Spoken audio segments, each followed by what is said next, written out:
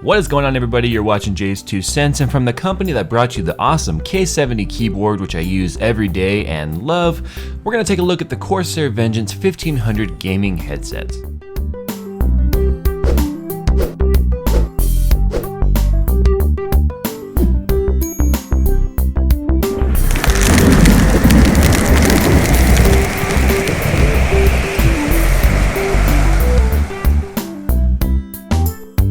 Okay guys, so today we're going to take a look at the Vengeance 1500 7.1 surround gaming headset from Corsair. The Vengeance line has been around for quite some time.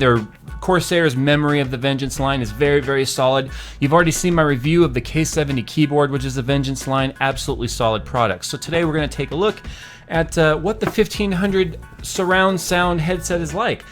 I do a lot of live streams and I do the tech talk, and I do sometimes when I'm gaming I just don't want to have, you know, the big headphones plugged into the mic, and sometimes when I'm doing the tech talk or the live streams I really just don't want this giant adult pleasure looking Yeti in my face the entire time. Now these guys came in at $69.99 at Fry's Electronics at the time of recording this video. Corsair did release a whole new line of headsets which kind of fit the gap between the 1300 and the 1500. Now you have the 1400 and the 1600, which are just slight revisions of this current last year's lineup of product.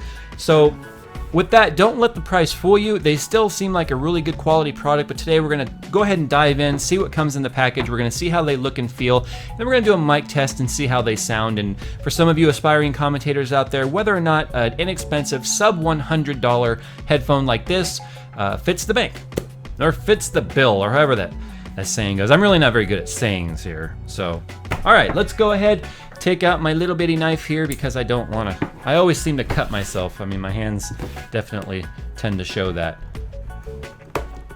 Got a seal on the top, and looks like that's pretty much it. Now the packaging isn't anything spectacular. First, before we actually open this up, the front of the box, it just says Vengeance 1500 7.1 gaming headset, immersive intensive online gaming by Corsair. On the right hand side you have your product guarantee, which is for 2 years against workmanship, craftsmanship, anything breaks, stops working. On the back of the box here you just have a whole bunch of text and a bunch of different languages that no one really cares about. I mean, honestly, nobody reads this stuff. And on this side here you've got your spec information about the headphones themselves.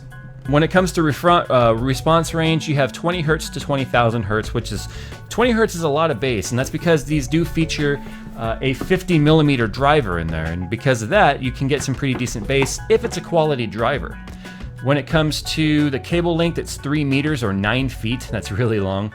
It's 250 milliwatts of power, so it's not even a whole watt of power consumption. And then it is a USB connector, so it is a USB interface, which means that this is going to act as its own sound card when you plug it into your computer. So you don't have to use any of the 3.5 millimeter jacks. Now, unfortunately, because of that, that means you can't use this with your Xbox or your gaming console system. So this is purely a PC gaming headphone. Now the packaging here, the outside, you know, it's just cardboard and some see-through plastic. Inside here, it's nothing entirely too incredible. It's like egg crate. I mean, it's like the same kind of material that, you know, eggs come in at the supermarket. So we'll go ahead and set that right there. When it comes to what rolled out of the package here, you've got your warranty against defects paperwork right there. You've got your warranty guide, and then you've got some do not return this product to the store. Yeah, Corsair is really big on going through them when you have problems rather than returning the product to the store and then getting a replacement. I don't know why that really is. The cable here is braided. This is very, very nice quality cable. I do like the way that this looks and feels. It reminds me a lot of like the Munitio 9's headphones, where they're nice and braided, so it helps from tangling. And look at the length of this cord. This is, if you need a long length of cord, this is definitely going to fit the bill. You do have inline controls here. You have what appears to be, it almost looks like a little boombox speaker right there. If you can see that right there, it kind of looks like a little boombox. But you've got your mute switch right here. It's a toggle. And then it looks like you've got plus and minus here for volume, which is kind of funny. The minus key is sort of facing the wrong way, but whatever. So you got your volume and your mute, which is important. You know, so when your mom busts in and tells you, "You didn't do the dishes! No, you didn't do the dishes! I'm gonna take away your games!" Then, you know, you're not gonna end up on one of those embarrassing YouTube videos where you're, you know, that guy that got caught being yelled at by his mom, and, you know, then you're forever a viral, you know, turd. So, as you can see here, the ear cups, they do twist, which makes it easier to store these. They're very springy. In fact, once you start to twist them, they just kind of like plop over on their own. The ear cups are made of fabric, and they are very, very large. So if you've got big ears, you're gonna get a nice, comfortable over-the-ear fitment, so you're not gonna be dealing with these sitting on top of your ears. They are fairly light. They're not nearly as heavy as I thought they'd be. What looks like brushed aluminum over here on the side, right here, it kind of looks like an aluminum, brushed aluminum. It's not, just to let you know, this is plastic. So don't think that you're getting a nice aluminum set of earphones, because they're not. The headband is nice and padded. You can see right here how thick they are. They definitely look like they would be comfortable on your head, so we'll be sure to check that out. The headphone, or the microphone here, it's got nice notchy, looks like it's got some stops in there, so wherever you place it, it's gonna stay. You know, sometimes you want to push it out of the way a little bit so you don't get that sound. You know, some people do videos and they're trying to eat their mic. Yeah, it does twist, or not twist, but it bends and stays where you put it, which is good. And then you do have where the cable meets the ear cup right here. You have a nice, I don't actually know what these are called, but these are some nice, I guess it's that plastic thing that takes all the stress off of the bend so you don't break your wire. It's got a nice notched one so it can bend pretty nicely. So when it comes to adjustability, you do have height adjustment built in to the headband. So if you've got a huge noggin, I mean, you can see right here just how big they can go. I mean, look at that. I do have to admit though, when I put these on, they're awfully huge in the sense that let me push these back in here, because I don't have a very big head. They're awfully wide. I mean, they sort of look a little silly. I mean, I feel like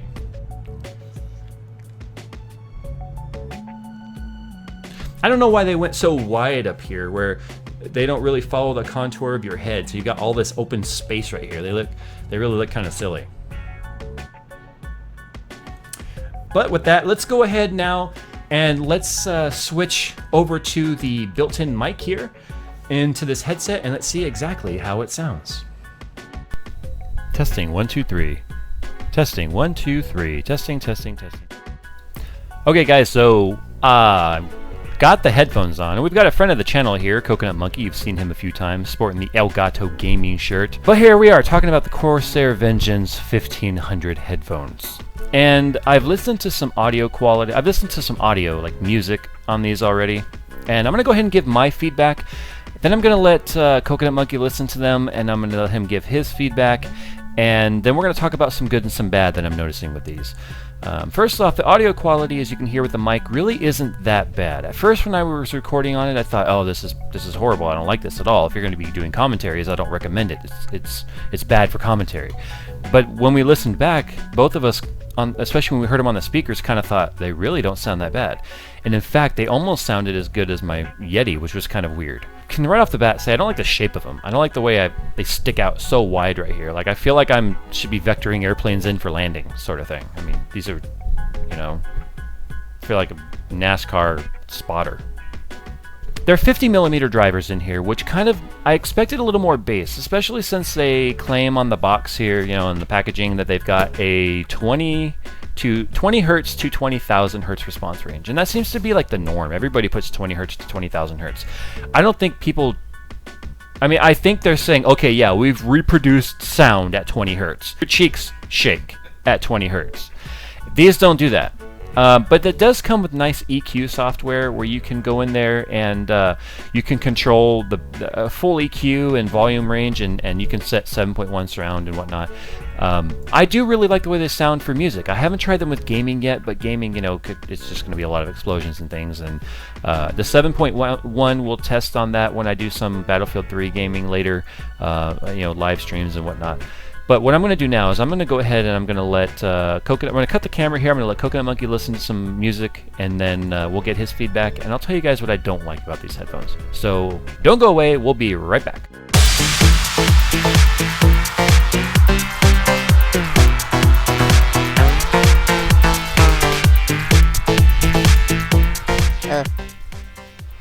It was like a bad O.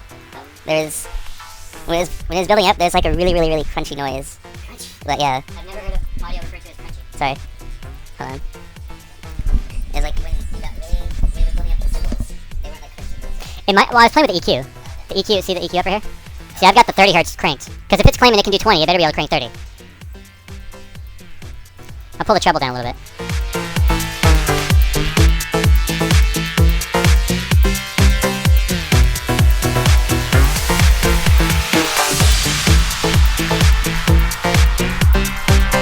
Okay guys, so here we are, and we just listened to some sound quality, songs on this. We are, you guys can obviously hear the way they sounded on the microphone. I'm gonna go ahead and let Coconut Monkey give his 2 cents. So you're gonna have to speak up in this thing. All right. Now, and just show them what you normally use. That way people can see what you at least have in contrast. This is my headset of choice that I use, the Triton AX720 Pros. And compared to those, that one, I love the squishies on these a lot more. The ear cups? Yeah, because these, they gave us like the pleather one, and they also gave us like the soft one like that, but the soft one, like, they squish down faster. Well, it's kind of like what I said earlier before you came in, that the leather or pleather ear cups get hot, and your ears start to sweat, and they get just uncomfortable against your skin. Yeah. That's my opinion on them, because these are kind of like the same material. Oh, yours are harder than these. Holy crap, feel these. Yeah, those will feel like they're worn out. Like, they remind me of, like, a Monaga hide couch that's cracking. Like, that feels really hard. That's not comfortable. Really? Because they're alright. They work for me. Those have no squish to them. Okay, but anyway, we're talking about the Corsairs. Yeah. So, yeah, they've got the cloth ear cups that you really seem to like. They're light. Yeah. Definitely really light. Which a lot of people kind of mistake weight for quality, At least that one feels more sturdy than this, because in most reviews I read, this thing will snap. This will be the first thing that snaps. That seems to be the first thing that breaks on almost every headset review. Because when I was looking for headsets today, I saw a lot of people that said that their ear cups or their adjuster just broke. Oh, okay. So, in terms of so what about how they sounded? They sound pretty good compared with like other headsets. The bass on that was, like you said, lackluster. Yeah, I was shocked. Had like more boom to it. For 50mm drivers, for these to have, God, they just didn't punch. There was no punch. Yeah. There was bass tone. It produced sound at the frequency ranges it said that it would, but they just didn't have any oomph behind them. So if you like a lot of bassy music, these aren't going to be used for music anyway. In fact, these are USB, so you couldn't use them with your music player anyway if you wanted to. But if you're going to be listening to music on your computer or watching movies, you probably aren't going to be as thrilled with the bass. And that, even after I cranked them up on the EQ, they weren't great. Yeah, when it comes to the sound quality of the Corsairs, you really are at the mercy of USB controllers. So they're not going to sound as good as something plugged in directly to a sound card through even a 3.5mm jack. Mic quality, here's what I have to say about that. There was some controversy here on my opinion on the microphone on this, where there is kind of a faint, high-pitched buzz that takes place every now and then. And there's a little bit of a hiss when you're hearing it, when you're listening to it.